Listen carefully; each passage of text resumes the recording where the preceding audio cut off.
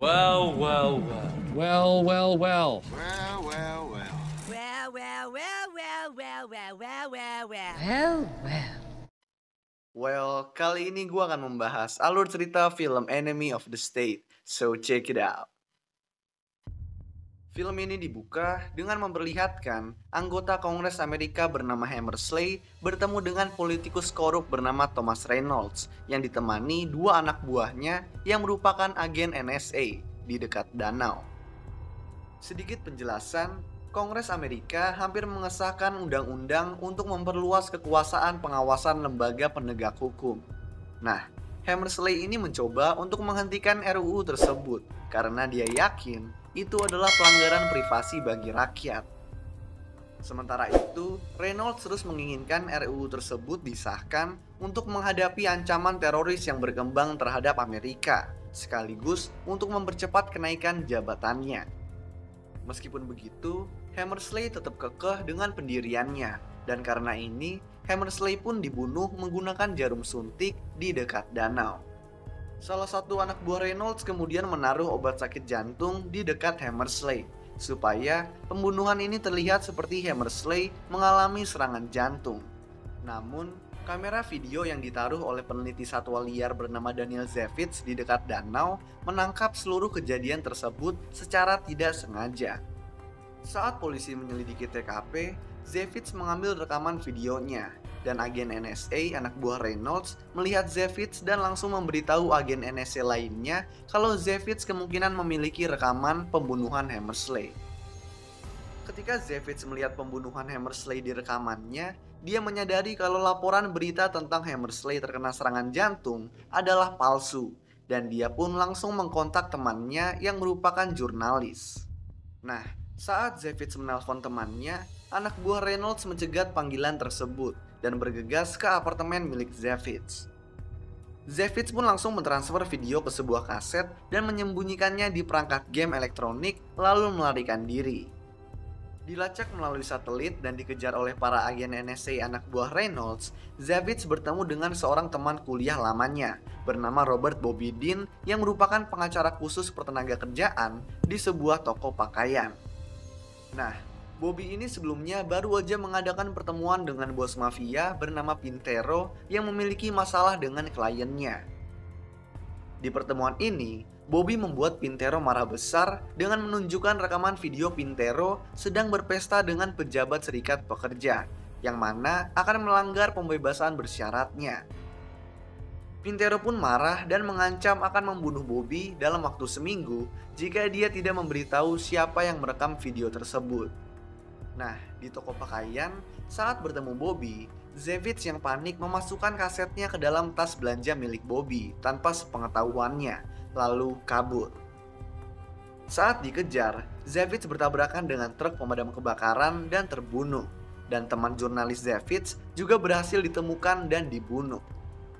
Karena nggak menemukan kasetnya, anak buah Reynolds mencari-cari kaset tersebut dan akhirnya berhasil mengidentifikasi Bobby. Dan kemudian mereka pun yakin kalau Bobby memiliki kaset tersebut. Dengan menyamar sebagai petugas polisi, anak buah Reynolds tiba di rumah Bobby untuk menggeledah tas belanjanya karena katanya ada barang penting yang dimasukkan di situ. Bobby yang masih nggak tahu apa-apa pun menolak untuk digeledah, lalu mencari sendiri apa yang ada di tas belanjanya. Tapi di sini dia nggak menemukan apa-apa karena anaknya udah ngambil perangkat game yang berisi kasetnya. Keesokan harinya, anak buah Reynolds diam-diam masuk ke rumah Bobby untuk mencari kasetnya, tetapi mereka nggak berhasil menemukannya. Mereka pun akhirnya memasang alat mengintai di rumah dan di pakaian milik Bobby. Anak buah Reynolds kemudian juga menyebarkan bukti palsu yang membuat Bobby tampak bekerja untuk mafia, telah melakukan pencucian uang, dan berselingkuh dengan mantan pacarnya yang bernama Rachel. Karena itu hidup Bobby pun hancur. Dia dipecat, rekening banknya dibekukan, dan istrinya Carla yang mengira kalau Bobby berselingkuh mengusirnya dari rumah. Bobby awalnya percaya kalau Pintero lah yang melakukan semua hal ini sebagai balas dendam. Karena itu, Bobby kemudian mencoba mengatur pertemuan dengan Brill, kenalan Rachel yang membantunya mendapatkan rekaman Pintero. Bobby percaya kalau Brill dapat membantunya dan meminta Rachel untuk mempertemukan mereka. Sementara itu, anak buah Reynolds yang mendengar percakapan Bobby mengirim seseorang untuk menyamar sebagai Brill untuk meminta Bobby memberitahu di mana letak kasetnya. Bobby yang gak tahu muka asli Brill hampir aja tertipu, tapi untungnya Brill yang asli menyelamatkannya dan memberitahunya kalau NSA lah yang mengejarnya. Brill kemudian juga mencopot alat pelacak di pakaian Bobby. Nah, Bobby lalu pergi ke rumah dan menjelaskan kepada istrinya kalau dia nggak pernah selingkuh dengan Rachel. Setelah itu, Bobby yakin kalau anaknya lah yang memegang barang penting yang Zevitz berikan kepadanya, dan Bobby pun akhirnya mendapatkan kasetnya. Gak lama kemudian, Bobby mengetahui kalau anak buah Reynolds telah membunuh Rachel. Bobby kemudian memberikan kasetnya kepada Brill dan Brill pun dapat mengidentifikasi Reynolds di rekaman kasus pembunuhan tersebut. Nah, tiba-tiba anak buah Reynolds berhasil menemukan dan menggerebek gudang rahasia milik Brill. Brill dan Bobby kemudian berhasil kabur, tapi sayangnya kasetnya hancur. Tapi untungnya, anak buah Reynolds nggak mengetahui kalau kaset tersebut telah hancur.